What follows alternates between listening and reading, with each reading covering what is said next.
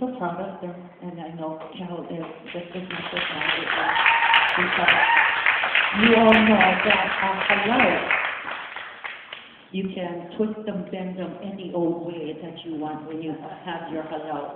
But in a school, a charter school, and also public schools, you cannot do those kinds of strict things.